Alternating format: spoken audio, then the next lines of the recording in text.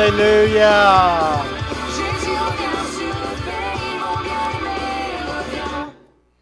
Alléluia. Alléluia.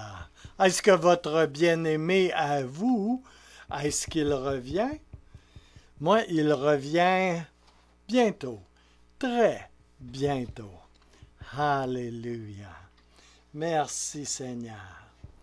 Alors, ce soir, nous allons continuer avec la 17e session de la formation de ministère surnaturel du Centre chrétien des Sept-Îles. Et comme je vous ai déjà dit, je vais prendre une pause pour quelques semaines et puis nous reprendrons avec le ministère de la délivrance, le prophétique ainsi que le membership de l'Église. Alléluia. Et alors, que le Seigneur vous bénisse abondamment ce soir. Alléluia. Merci Seigneur. Alors, nous avions regardé ensemble, parce qu'il faut bien regarder cela ensemble, nous avons regardé aux différents obstacles qui peuvent obstruer, empêcher, nuire à l'obtention d'une guérison lorsqu'on prie pour des malades.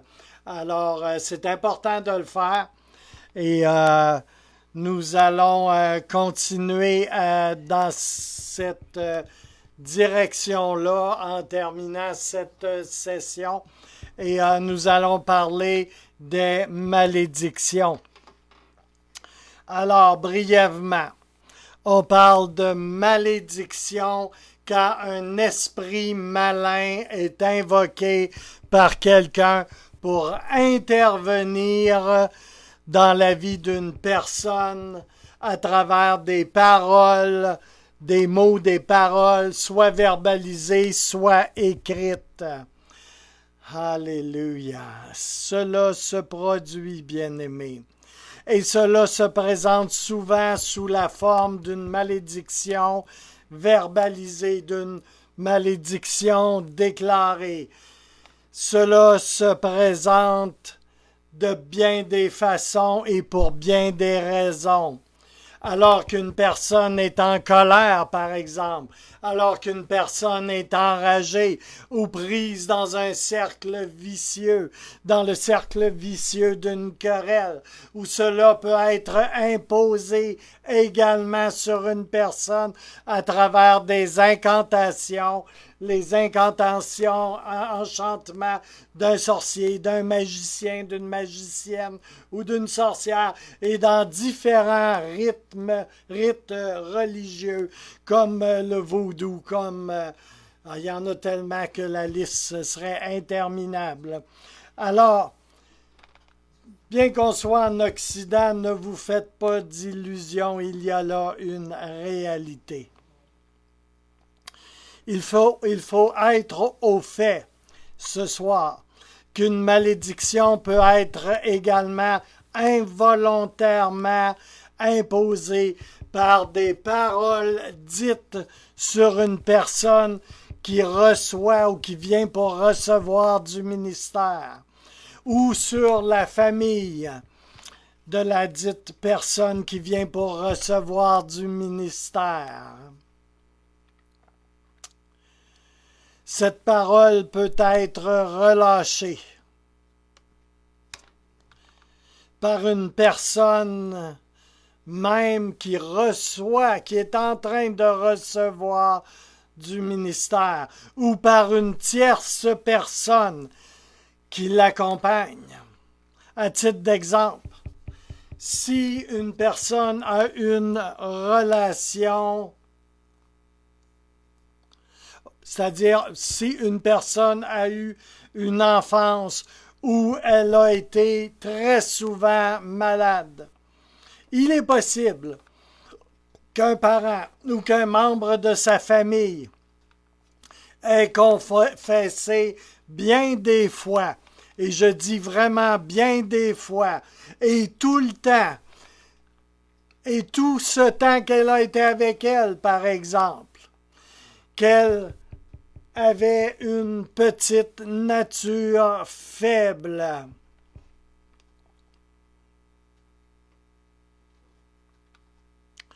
Que la personne avait une nature maladive et qu'à cause de cela, elle serait toujours malade.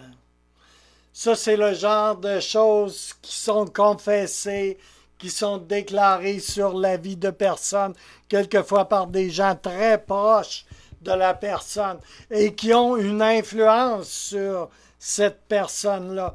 Et ils confessent des choses négatives à répétition sur la vie d'une personne. Et cette personne, frères et sœurs bien-aimés, se retrouve liée dans des liens.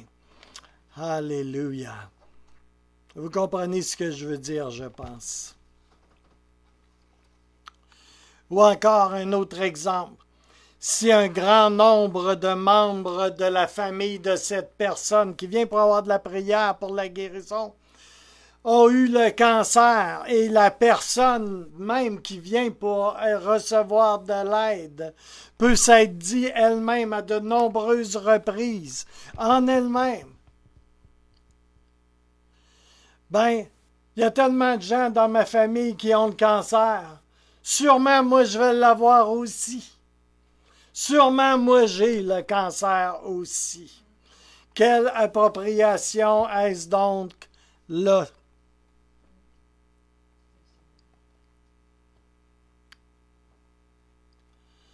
Vous pensez, ben voyons donc, juste de dire des choses comme ça. Si vous pensez comme ça, vous avez bien peu de compréhension de ce qui se passe spirituellement, dans le monde des esprits, dans ce qui est spirituel. Vous ne réalisez ni ne comprenez, ni ne mesurez ce qui sort de la bouche, la puissance, le pouvoir qu'a ce qui sort de la bouche, de la vôtre et de celle des autres. Vous ne réalisez pas le pouvoir de la langue et de qui et à qui elle rend cet immense service de maudire ainsi et de s'attacher à des choses de cette façon.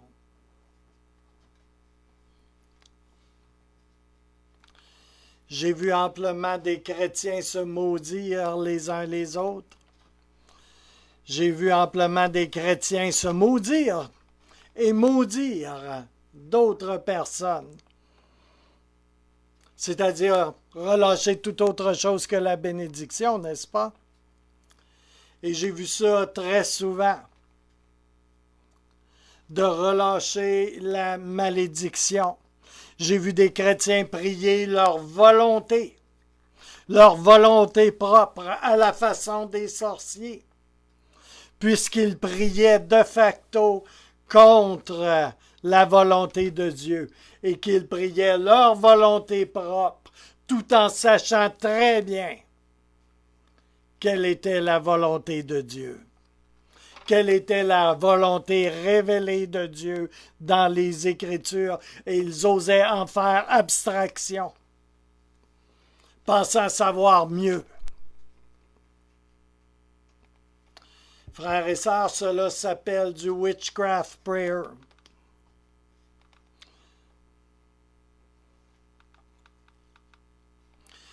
J'en ai vu prier contre l'Église. J'en ai vu prier contre des frères et des sœurs, prier contre des pasteurs et des ouvriers. Et ici, je ne parle même pas des activités occultes qu'on est en droit de s'attendre de la part de sorciers, de maçons, de chamans et de tout ce que vous voulez. Je parle bien d'activités faites par des croyants. Alléluia. Frères et sœurs bien-aimés, aucun d'entre nous ne sommes dispensés d'être soumis à Dieu et d'être soumis à sa parole, et ce en tout temps. Et oui, frères et sœurs, nous sommes tenus responsables de ce que nous faisons et de ce que nous disons et relâchons à travers nos bouches et par notre langue. Ceci dit, on tourne la page. Si une malédiction, un enchantement, un sortilège ou toute autre chose de même nature devient manifeste alors qu'on est en train de faire du ministère avec une personne, cela doit être brisé dans le nom puissant de Jésus. Par exemple, des exemples simples, quelquefois ça aide à comprendre. Dans le nom de Jésus, je brise cette malédiction et chacune de ces paroles qui ont été prononcées sur Gilles par son père ou sa mère ou sa tante ou son pseudo-ami. Et je mentionne le type de parole prononcée par la personne. Quel genre de malédiction que c'est? Quel genre de parole négative c'est? Tu es un loser chronique. Tu es un pas bon. Tu perds tout le temps. Tu ne feras jamais rien de bon de ta vie, etc., etc., etc. Tu vas finir dans la misère. Et on brise tous ces liens. Et on rejette toutes ces paroles. Et dans le nom de Jésus, on cancelle tout effet que ces paroles peuvent avoir sur la santé de Gilles, en l'occurrence, vu qu'il est participant de l'exemple. Vous savez que ces choses attaquent votre santé, frères et sœurs?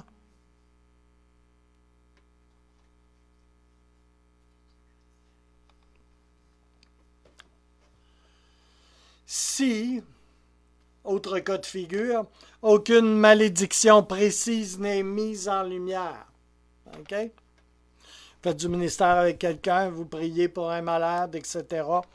Aucune malédiction claire, précise n'est mise en lumière. Mais il y a quelque chose qui ne va pas, ça cloche. Mais qu'il semble qu'il puisse y en exister plusieurs cependant. On le ressent, on s'en rend compte. Mais on n'arrive pas à mettre le point précis, le doigt sur la chose. Alors il se peut qu'il y en existe plusieurs de ces paroles qu'il lit, de ces malédictions. Alors toutes ces malédictions, peu importe le nombre qu'il y a, doivent être brisées par une prière générale. Vous n'avez pas le point précis, mais vous pouvez prier en général. Et c'est ce que vous devez faire. Et également tous les symboles, les bijoux,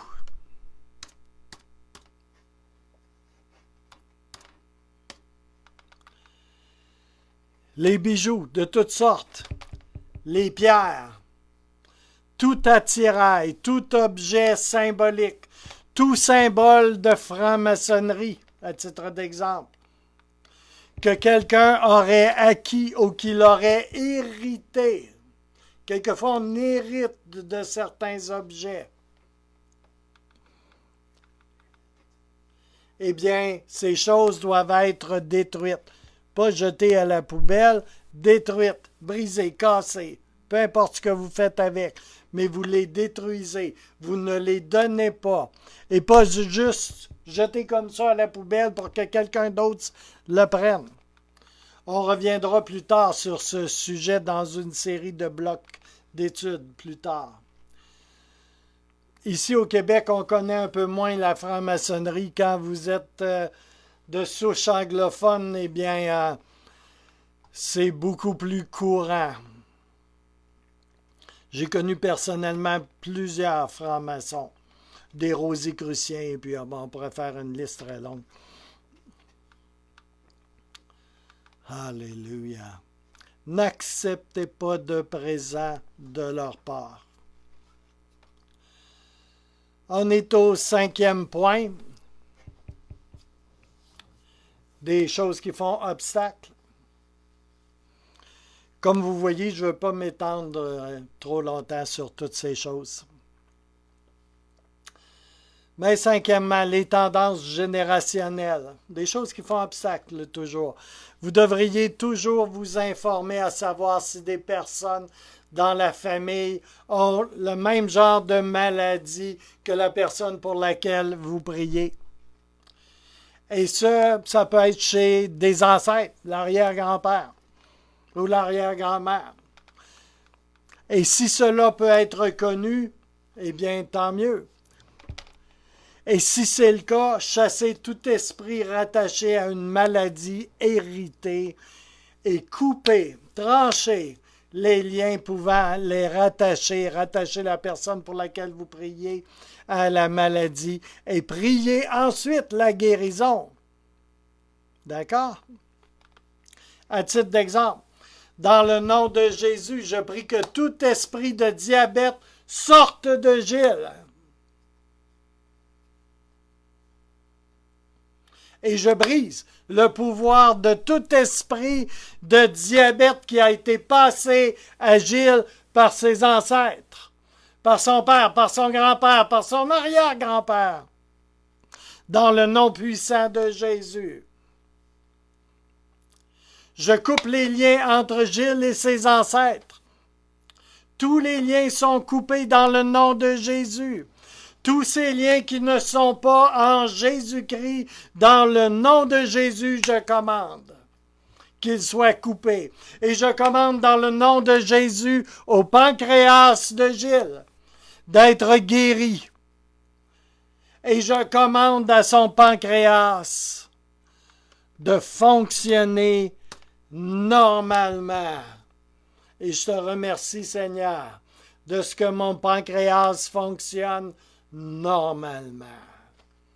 Alléluia. Et que ça fait du bien d'avoir un pancréas qui fonctionne normalement. Alléluia. Merci Seigneur. 6e point. Des engagements dans votre passé avec les sciences ou les pratiques occultes. Et elles sont infiniment nombreuses. Des implications et pratiques de cette sorte ouvrent toujours des portes à l'oppression démoniaque, à une oppression démoniaque d'une sorte ou d'une autre. C'est mon opinion et l'opinion de plusieurs autres ouvriers expérimentés. Alléluia. Merci Seigneur. Tous pensent que des engagements passés avec les sciences occultes, des pratiques occultes, vont pouvoir bloquer et endiguer en quelque sorte souvent la guérison. Simplement, ce genre d'implication passée avec des engagements, eh bien, nous devons nous en repentir. Regardez, ce n'est pas la fin du monde, ne dramatisez pas, mais débarrassez-vous-en et repentez-vous de toute pratique. Vous devez y renoncer et demander pardon pour ces choses au Seigneur. Puis après, tout esprit impliqué peut être chassé. Et oui, il peut et doit être chassé. Et ensuite, après cela, on prie pour la guérison. Ici, quelque chose qui va peut-être vous surprendre. 7e, la carence ou l'absence de réel désir pour la guérison. Ben voyons, pasteur, ça se peut-tu? Du monde qui ne veulent pas être guéris. Des gens qui avancent pour faire prier pour eux, mais ils ne veulent pas vraiment être guéris. Oh oui que ça se peut. Et plus souvent que vous pouvez l'imaginer. Cela se présente plus souvent qu'on pense, pour toutes sortes de raisons, aussi étrange que cela puisse paraître. Il y a des gens qui trouvent certains avantages à être malade.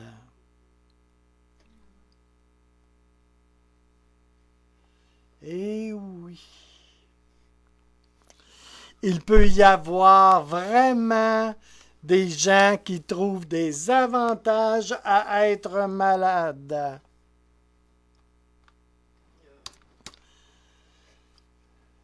Il peut y avoir, à titre d'exemple, et ça arrive plus souvent que vous ne croyez, il peut y avoir des avantages financiers à être malade. Et je comprends que certains d'entre vous, vous allez dire, ben voyons donc, c'est comme là, la santé, ça n'a pas de prix. Ben oui, il y a des fois que ça a un prix pour certaines personnes.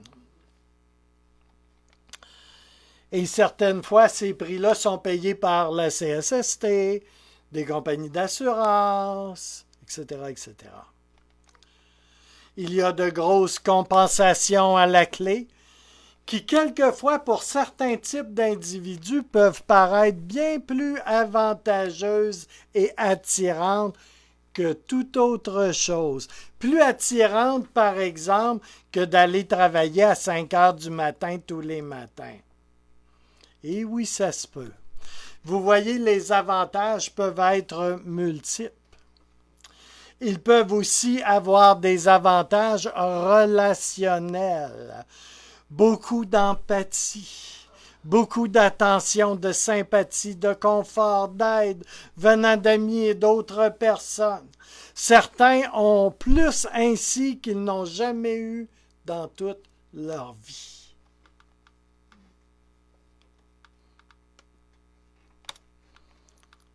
Eh oui.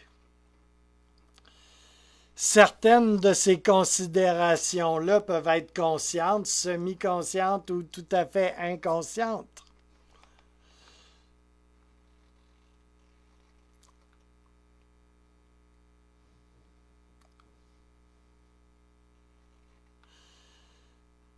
Certaines de ces considérations peuvent convaincre une personne malade qu'elle est mieux malade que d'être bien et que cela peut interférer dans sa démarche de demander la guérison, si jamais il y a une démarche pour la demander.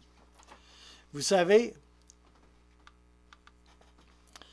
les aveugles et autres infirmes, à une certaine époque, lorsqu'ils étaient guéris, perdaient leur droit de quêter. Ils perdaient leur droit de mendier. Ils perdaient donc leur source de revenus. Ils perdaient leur source de revenus habituelle. J'ai connu des gars que très certainement, ils n'auraient certainement pas voulu être guéris parce qu'ils étaient bien trop bien sur la CSST et qu'ils ne voulaient surtout pas perdre les gros montants qu'ils recevaient de la CSST et tous les avantages connexes. Une personne guérie peut perdre ses compensations financières si la guérison est validée par un médecin ou une compagnie d'assurance. Vous pouvez dire « ouch ».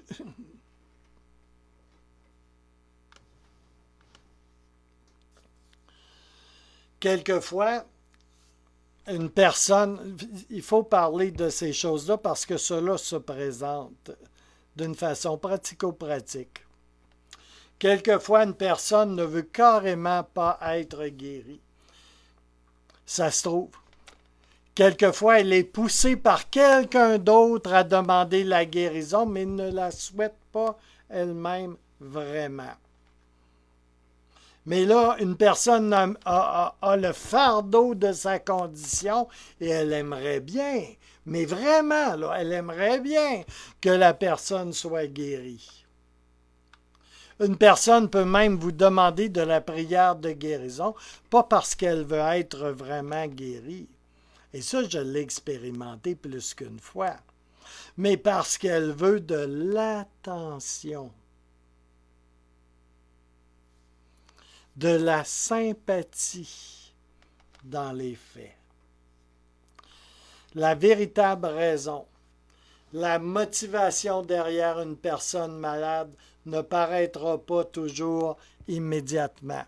Mais si vous faites un ministère doux et éclairé auprès d'elle, et en questionnant gentiment, doucement, et pas trop intrusivement comme certains font quelquefois, peut-être allez-vous découvrir des choses pouvant contribuer à l'aider et à la positionner pour ce qu'elle a vraiment de besoin. Amen.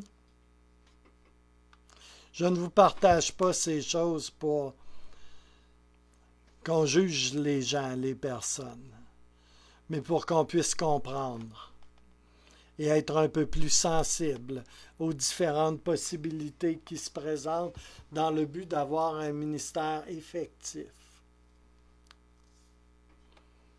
On veut servir le Seigneur de notre mieux, n'est-ce pas? Alors, le remède à toutes ces choses, c'est quoi? C'est l'intercession. Et on peut prier à haute voix pour que Dieu la guérisse, cette personne-là qui a ce genre de problème-là, dans ses émotions, qu'il la guérisse dans ses émotions, dans ses sentiments, qu'il lui restaure sa perspective à lui de la situation, de sa situation. Alléluia. Finalement, pas finalement, mais un autre point, le 8e point, la franc-maçonnerie. Alors, je vais dire quelques mots là-dessus. Je pourrais évidemment utiliser bien d'autres organisations occultes. Elles pullulent ici en Occident comme ailleurs dans le monde d'ailleurs. Mais la franc-maçonnerie, pourquoi j'en parle d'une façon particulière, c'est parce qu'en tant que religion, elle compétitionne avec le christianisme. Elle s'oppose au christianisme. Elle heurte le christianisme. Pourquoi? Parce que son Dieu, à la franc-maçonnerie, est une combinaison de Jéhovah, Yahvé, Jéhovah, de Baal, ceux qui ont lu l'Ancien Testament savent de quoi je parle, et d'Osiris, qui est un dieu égyptien antique. Alors, ça fait toute une belle trinité, n'est-ce pas? Jéhovah, Baal et Osiris. Ce qui n'a rien à voir avec la trinité biblique. C'est véritablement une idolâtrie et une religion occulte. Aussi, il est important de noter que la franc-maçonnerie, et ça c'est important de noter cela, et ce n'est pas seulement vrai pour la franc-maçonnerie, mais pour également de nombreuses organisations occultes. La franc-maçonnerie exige plusieurs vœux de secret. Il y a des secrets à ne pas être divulgués, des alliances, des vœux secrets à garder secrets. C'est le principe d'un secret, hein? Tu le gardes. Tu le relâches pas à gauche et à droite. Alléluia. On est loin de la mise en lumière, hein, de mettre les choses en lumière, de mettre la vérité en lumière, n'est-ce pas? C'est un monde obscur, complètement opposé à tout ce qui est valeur chrétienne et biblique. Alléluia. Il n'y a pas de common ground. Il n'y a pas de terrain commun. Alléluia, Jésus. Alors la franc-maçonnerie exige plusieurs vœux de secret de ses membres. Et chacun de ces vœux qu'ils ont faits est accompagnée et scellée par de terribles malédictions en cas de violation du serment ou des vœux. C'est pour cela que je vous en parle. Alléluia.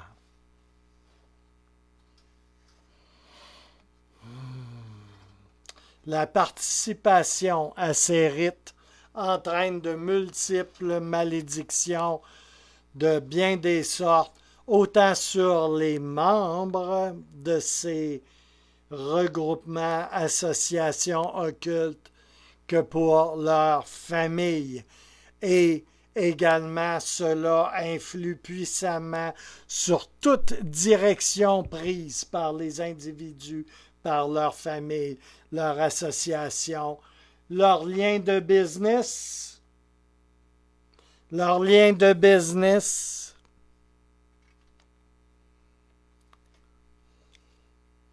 Moi, je suis un vieux dinosaure, hein, j'ai beaucoup d'années de vécu. Et quand j'étais plus jeune, des francs-maçons, il y en avait partout, même ici au Québec. Vous savez quoi? Tu voulais être un homme d'affaires prospère, quelqu'un qui allait dans la politique et qui aurait du succès, tu avais besoin de tous tes amis francs-maçons. Juste pour dire en passant. Il y a des liens de business également à travers ces choses-là. Alléluia. Je mets tout simplement ça à votre connaissance. Alléluia. Alors, nous avons déjà vu auparavant les procédures à faire pour casser ces liens, briser ces malédictions. Alléluia.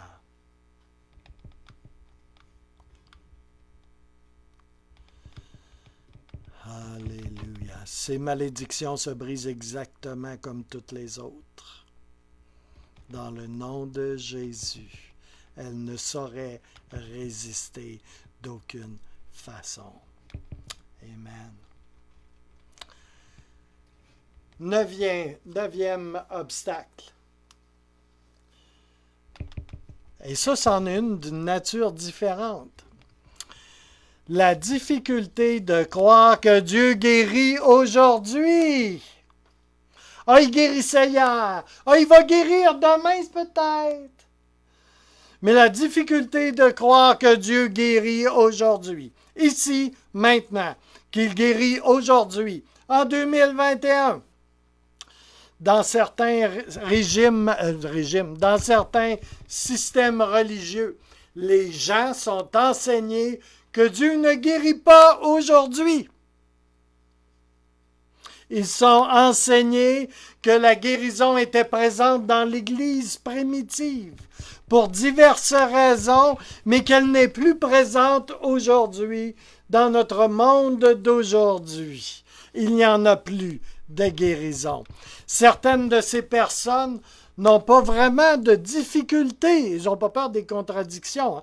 Alors, ils n'ont pas vraiment de difficultés, certaines d'entre elles, à croire cependant que Dieu peut guérir s'il le souhaite vraiment. Il peut guérir quelques personnes. Mais ils vont aussi croire que cela est exceptionnel. Et ils vont avoir de la difficulté à croire que Dieu est disposé à guérir une personne donnée ici et maintenant. Alléluia.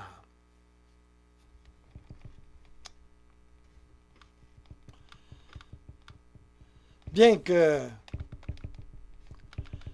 il s'avère que dans le monde, dans l'Amérique, en Amérique du Nord et à bien d'autres endroits également, il y a un nombre considérable de plusieurs dizaines de milliers de guérisons continuellement, un peu partout. C'est comme les gens qui nient le parler en langue. Ben, voyons donc. C'est pas parce qu'il y en aurait quelques 400 millions d'êtres humains qui prieraient en langue sur la planète, que ça existe encore, le prier en langue. Ben voyons. Même chose pour les guérisons, n'est-ce pas? Même chose pour toutes les manifestations des dons de l'Esprit. Alléluia. Bien des gens croient sincèrement que la Bible est la parole de Dieu. Et ils sont bloqués cependant de diverses manières. Quand nous prions pour elle, il faut tenter en quelque part de transférer, to impart, de leur communiquer quelques dons de foi, quelquefois, pour qu'ils puissent arriver à croire un peu à la guérison, soit en citant des références bibliques quant à la guérison, et il y en a amplement dans la parole de Dieu, claire et de base, il y en a beaucoup. Et on peut également pointer que Jésus, au cas où vous ne le sauriez pas encore, que Jésus est le même hier, aujourd'hui et demain, n'est-ce pas? Alléluia. Et par ailleurs, qu'est-ce qui peut aider également ces personnes, en plus des références bibliques que vous pouvez utiliser? Demeurez simple, demeurez clair. En plus de cela, vous pouvez utiliser des témoignages de guérison, peut-être le vôtre, par ailleurs. Alléluia. Et cela peut s'avérer efficace aussi. Dixièmement, la peur. J'en ai parlé beaucoup de la peur, hein? Et j'en parle un petit peu encore ce soir. La peur, j'en parle parce que souvent la peur est à la source de bien des complications et de bien des problèmes physiques et émotionnels. Quelquefois, elle fait son entrée à travers des traumatismes de l'enfance, des traumas. Quoi qu'il en soit, elle peut fortement agir en bloquant des guérisons. Référez-vous aux articles passés sur ce sujet et j'irai pas plus loin sur ce point encore. Onzièmement, et ça j'ai vu ça très souvent, mais tellement souvent, et quelquefois ce n'est pas verbalisé, mais vous regardez la personne dans les yeux et dans ses attitudes et vous savez que ça, c'est là. Des culpabilités qui n'ont jamais été adressées, jamais été traitées vraiment. Vous savez, le fameux sentiment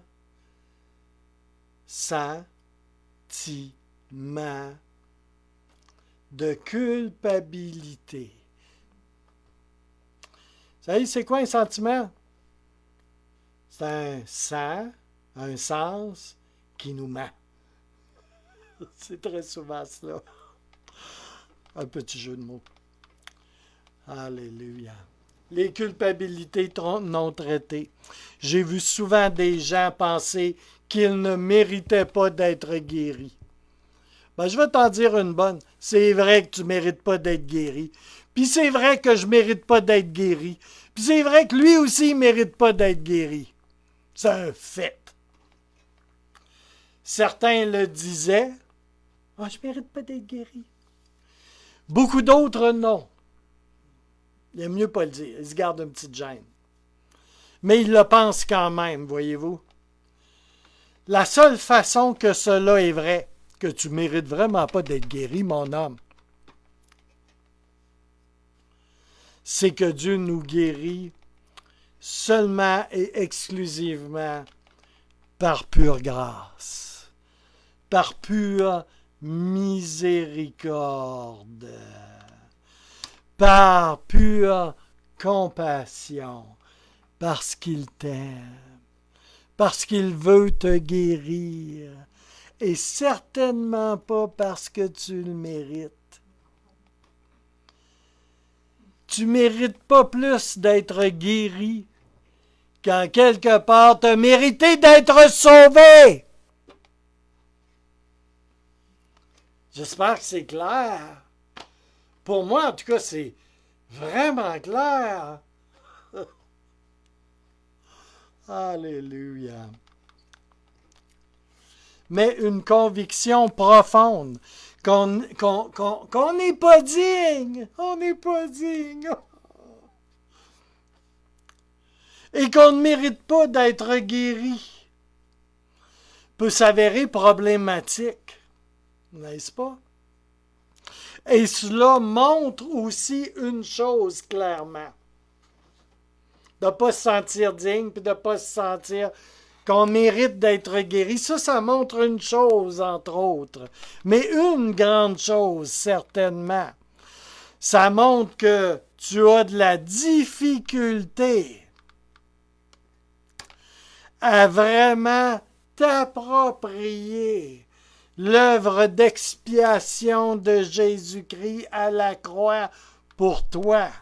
Cela montre aussi que tu as de la misère à accepter et à recevoir l'amour de Dieu et le pardon de Dieu et tout ce qui te vient à travers l'œuvre de la croix et l'expiation de notre Seigneur Jésus-Christ.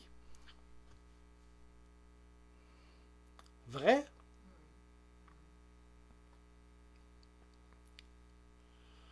Alléluia. Alors, qu'est-ce qu'on peut faire dans des situations comme cela où on est demandé à intervenir avec la prière pour la guérison et pour d'autres sujets?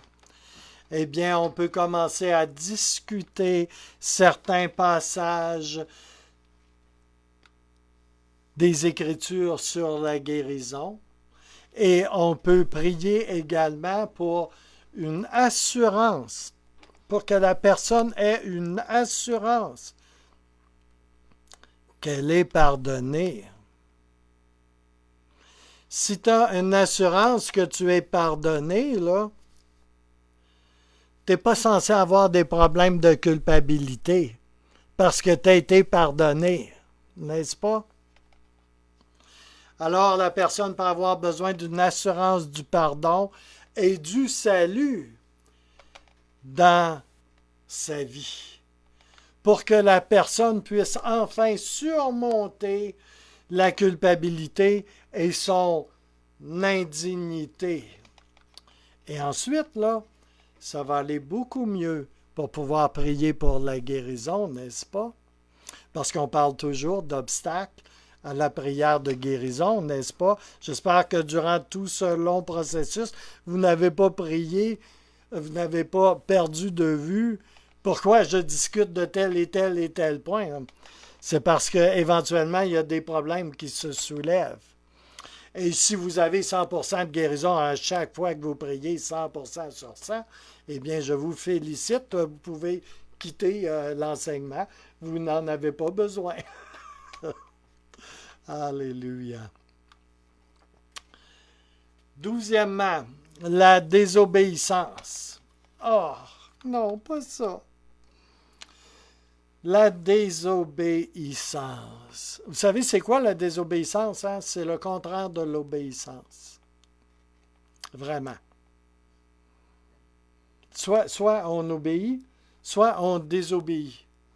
Si on n'obéit pas, là, on n'est pas en quelque part, on ne sait pas trop où. Si on n'obéit pas, là, eh bien, on est dans ce qu'on appelle la désobéissance.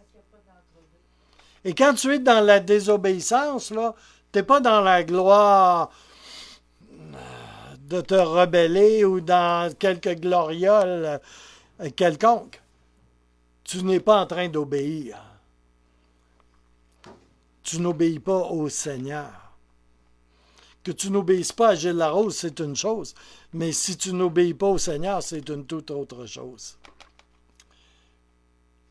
La guérison peut être bloquée par une désobéissance entêtée ou obstinée.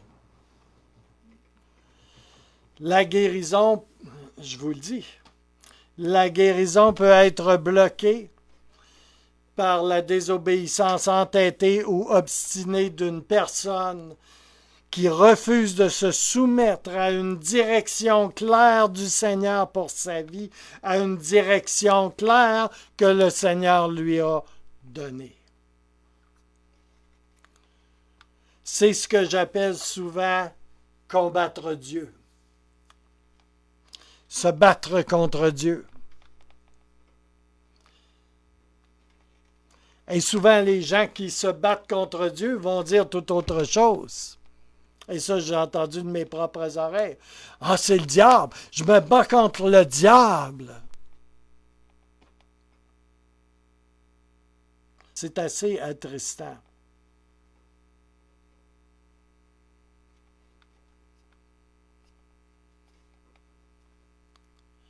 Tout comme on peut être également dans la chair, par-dessus les oreilles, et résister à Dieu d'une façon acharnée. Le remède, c'est la repentance et sa presse. Le remède, demander pardon au Seigneur et adresser tout esprit de désobéissance s'il y en a un d'impliqué. Et ceci doit être ensuite suivi par l'obéissance. Ah, je te demande pardon, Seigneur, parce que je désobéis à ta parole, je désobéis à ce que tu m'as montré vraiment. Je te demande pardon. Puis là, je m'en vais, puis je vais continuer à faire exactement ce que je faisais, à te désobéir. Pensez-vous sérieusement que vous allez aller loin comme cela? Ceci doit être suivi, la repentance doit être suivie par une mise en ordre, par l'obéissance. Bien certainement, la guérison a toujours été un outil dans l'évangélisation, dans la guérison. Et c'est un fait. Autant que des croyants que des non-croyants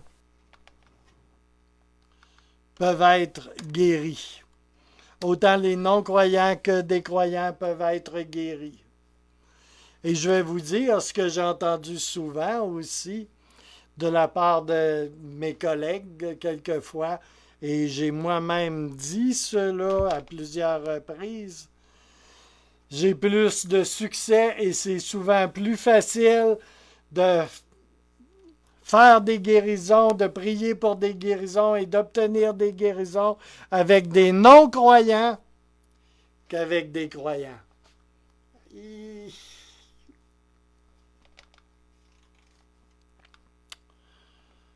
Alléluia. 13e, des vœux non brisés. Une personne peut avoir fait toutes sortes de vœux intérieurs et ils n'ont jamais été brisés. Une personne peut avoir fait le vœu de ne jamais admettre qu'elle est malade. Ou une personne, en jouant à être malade, s'évitait par exemple des travaux, des tâches, en simulant la maladie. Et ça, c'était son excuse pour ne pas faire ceci ou ne pas faire cela. On doit briser ces choses. Et les autres semblables également par la prière.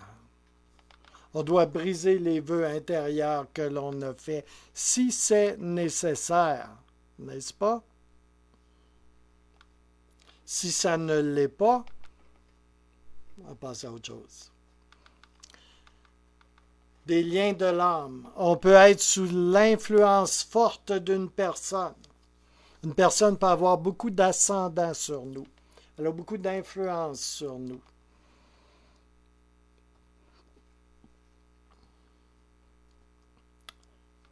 Et cette personne peut croire que jamais on va être guéri. Non, non, non, non, non, non. Que jamais on ne pourra aller mieux. Ah, non, non, non, non, non.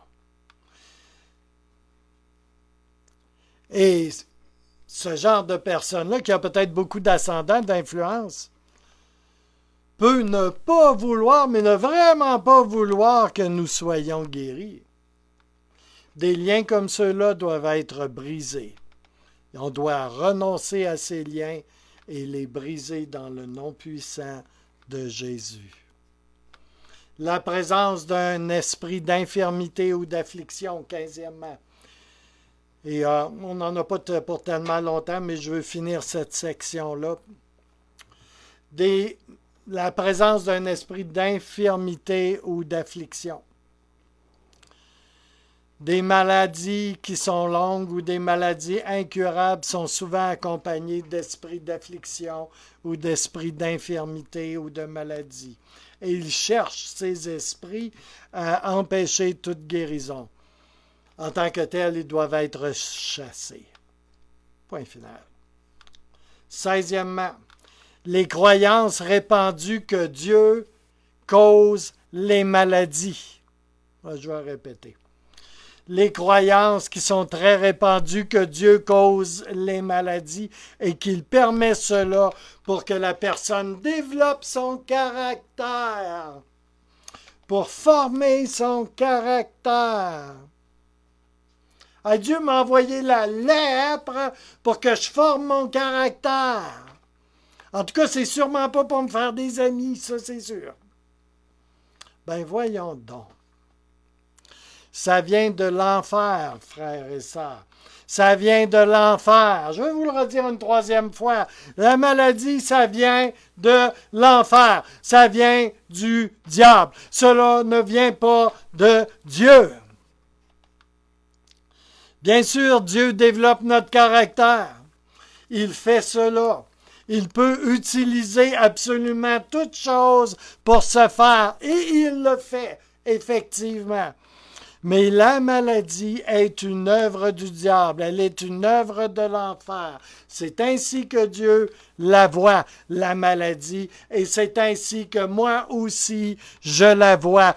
Et c'est ce qu'on peut voir dans les Écritures. Alors il n'y a pas d'hésitation à avoir avec la volonté manifeste de Dieu qui consiste à guérir et à guérir encore. Jésus allait partout, détruisant, renversant les œuvres des ténèbres, maladie comprise.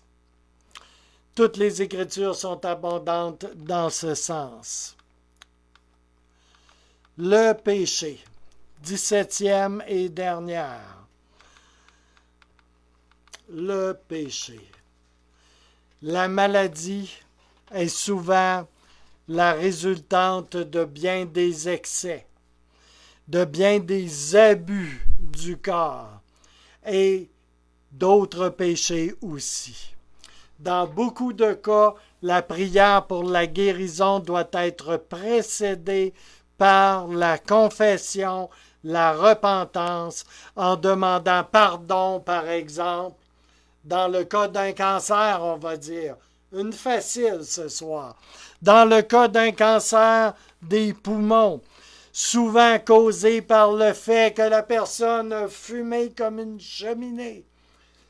2 paquets, 3 paquets par jour pendant des dizaines et des dizaines d'années. Alléluia. Le processus habituel devrait être suivi par un renoncement à cette pratique dans le futur, puis par la prière de la guérison pour les poumons. Ça peut être vrai pour beaucoup de choses. Si tu ne fais pas attention à ton corps, tu fais plein d'excès de toutes sortes, il se peut que tu tombes malade. Il va falloir que tu te repentes de cela, que tu demandes pardon pour cela, que tu renonces, que tu changes ton style de vie, que tu demandes pardon au Seigneur. Et ensuite, on va prier pour la guérison. Il faut que ce soit fait préalablement. Ça peut être vrai dans beaucoup d'autres situations également. On pense par exemple aux maladies transmissibles sexuellement, par exemple. Beaucoup de ces maladies sont souvent les conséquences d'une conduite tout à fait immorale, n'est-ce pas? D'une conduite qui met en oubli les valeurs bibliques.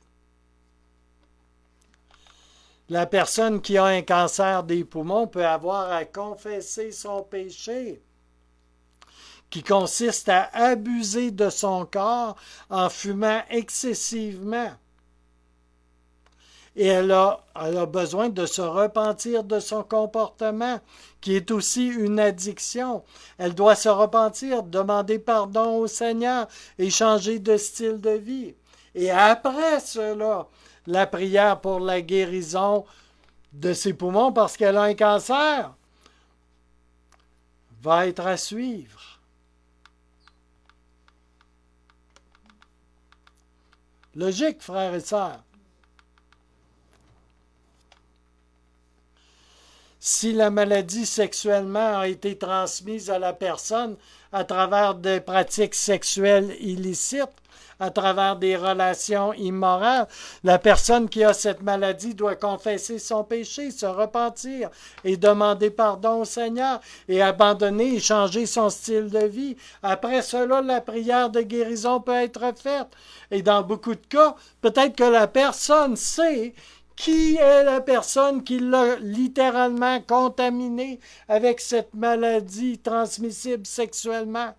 Si c'est le cas, eh bien, il va falloir qu'elle lui pardonne, comme on a appris pour beaucoup d'autres situations, n'est-ce pas? Oui.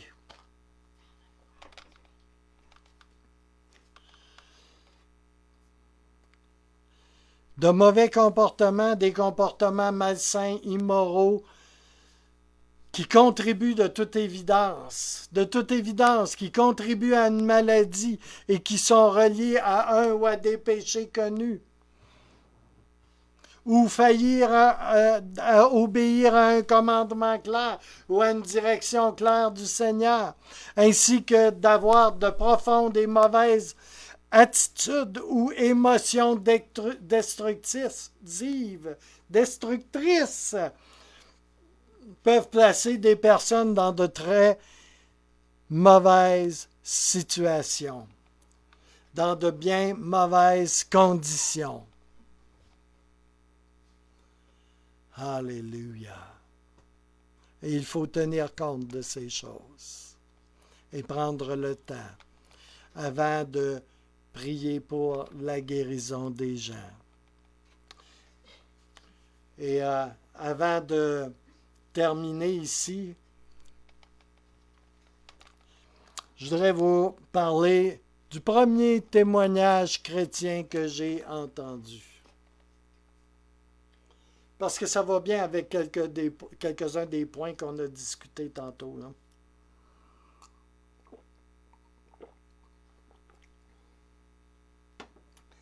J'étais né de nouveau depuis à peine quelques jours. Et j'avais été invité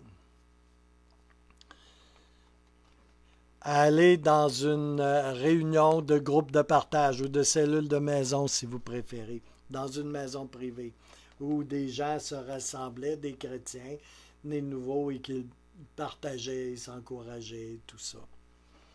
Alors, je suis allé dans cette maison privée qui était voisine de la mienne à cette époque-là. Et je suis entré là pour la première fois de ma vie en compagnie de gens nés de nouveau, d'autres chrétiens. Moi, j'étais vraiment né de nouveau. Alléluia, ça, il n'y en avait pas l'ombre d'un doute. Et je suis entré là et j'ai entendu des choses étonnantes. Étonnantes. Probablement que si je n'aurais pas été né de nouveau, j'aurais pris mes jambes à mon cou et je me serais sauvé. Mais les gens étaient fins. Les gens, c'était des bonnes personnes, des bons chrétiens. Mais j'ai été littéralement frappé par le témoignage de l'homme qui animait cette réunion de groupe de partage ou d'église de maison, si vous préférez. Et il racontait une histoire. Je vais juste vous dire les grandes lignes rapidement. Et lui, il connaissait le Seigneur depuis quelque temps. Et d'une façon un petit peu informelle, on va dire, là. Mais il avait vraiment une conscience de Dieu. Il connaissait un certain nombre de choses sur le Seigneur. Puis sa blonde à l'époque, elle aussi. Et puis, elle est tombée enceinte. Et puis, il lui avait dit ceci. Ce qui sort de la bouche de nos lèvres, frères et sœurs, ce qui sort de notre bouche. Il lui a dit, jamais je ne vais te marier. Que tu aies un enfant ou pas, jamais je ne vais te marier.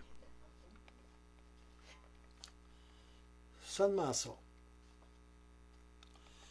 Pas longtemps après. Je vous raconte ce qu'il lui racontait, là. Ce que je m'en souviens, c'est sûr que j'ai oublié beaucoup de détails. Il s'est retrouvé à l'hôpital avec un cancer sérieux. Et il essayait de le traiter et rien ne donnait rien. Ça n'allait pas, mais pas du tout.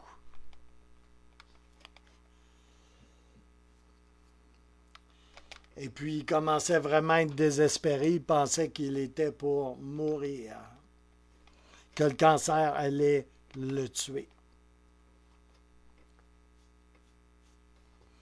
Et puis, il priait le Seigneur. Ben oui, hein, c'est que tu as du cancer, tu es quasiment mort. Tu penses que tu vas mourir. C'est un bon temps pour prier.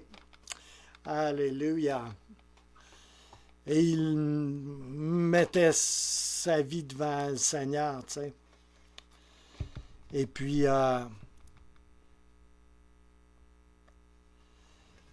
le Seigneur lui a parlé un bonjour, alors qu'il allait vraiment mal. Et il lui a dit, tu sais, tu me connais, tu connais pas mal de ma parole. Tu connaissais déjà suffisamment de ma parole. Et pourtant, si tu te rappelles bien, tu as regardé cette femme-là qui portait ton enfant et tu lui as dit, jamais je vais te marier. Et quand il raconte cela, hein, il ne le raconte pas comme moi je le raconte, hein, vous pouvez imaginer. Il a réalisé comment il s'était perdu ce jour-là, comment il avait offensé le Seigneur, comment il avait pris une position tellement terrible pour quelqu'un qui pensait à s'engager avec Dieu, tout en ne s'engageant pas avec une femme avec qui il avait eu des rapports et avec laquelle il avait un enfant. Et vous savez quoi? Imaginez, c'est le premier témoignage que j'ai entendu, ça. Premier témoignage chrétien que j'ai entendu. Et il a dit au Seigneur, Seigneur, je te demande pardon pour qu'est-ce que j'ai dit. Je vais lui demander pardon à elle aussi. Mais je te demande pardon. Et si tu me guéris, je vais la marier, cette femme, et je vais faire de mon mieux pour être un bon mari, un bon époux, et pour te servir aussi longtemps que je vais vivre. Et vous savez quoi? Le lendemain, la situation a commencé à changer. Il est sorti de là et était un sujet d'étonnement. Il a été complètement guéri du cancer. Tout de suite après qu'il ait confessé, qu'il se soit repenti, qu'il ait changé de voie et qu'il a mis sa vie en ordre avec le Seigneur. C'est le premier témoignage chrétien que j'ai entendu. Alléluia. Et j'en ai entendu beaucoup d'autres par la suite. Alléluia. Seigneur, ce soir, Seigneur, je veux te prier pour chaque personne qui écoute ce message, qui écoute cet enseignement, Seigneur. Je prie, Seigneur, que alors que on clôt la première partie de cette série d'enseignements, Seigneur, que tu puisses bénir chaque frère et chaque sœur. Que tu puisses nous éclairer et continuer à nous faire grandir et à nous instruire. Seigneur, ma prière, tu le sais, Seigneur, c'est que je veux rester continuellement enseignable et disposé à être enseigné, et disposé et positionné à recevoir de toi continuellement toute ma vie durant. Et je prie la même chose pour chaque frère et chaque sœur ce soir. Je bénis tous ceux qui ont suivi cet enseignement, cette formation de ministère. Je bénis tous ceux qui vont la suivre dans les jours à venir. Je sais qu'il y en a qui le suivent même d'outre-mer. Et Seigneur, je te remercie pour chaque personne qui suit cette formation. Que cela puisse, Seigneur, par l'onction du Saint-Esprit, porter beaucoup de fruits dans leur vie. Et je te remercie sincèrement du privilège que j'ai eu de pouvoir partager cette formation, cet enseignement avec d'autres, Seigneur. Puisses-tu nous rendre juteux, fruiteux pour ta gloire, pour ton royaume, pour l'avancement de ton royaume, pour la gloire de notre Seigneur et Sauveur Jésus-Christ. Dans le beau et puissant nom de Jésus, on se revoit bientôt, frères et sœurs. Que le Seigneur vous bénisse abondamment.